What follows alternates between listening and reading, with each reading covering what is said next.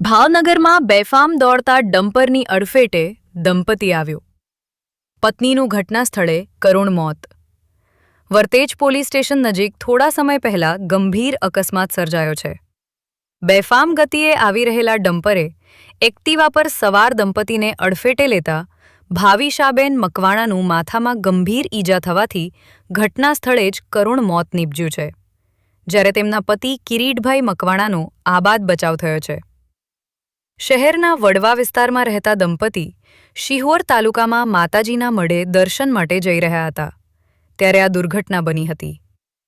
અકસ્માત બાદ ડમ્પર ચાલક પોતાનું વાહન સ્થળ પર મૂકી ફરાર થઈ ગયો છે. સમગ્ર બનાવને લઈ વરતેજ પોલીસ દ્વારા આગળની કાર્યવાહી હાથ ધરવામાં આવી છે. અહેવાલ જાહિદ સૈયદ રિપોર્ટ, ઇમરાન સુમરા, ભાવનગર.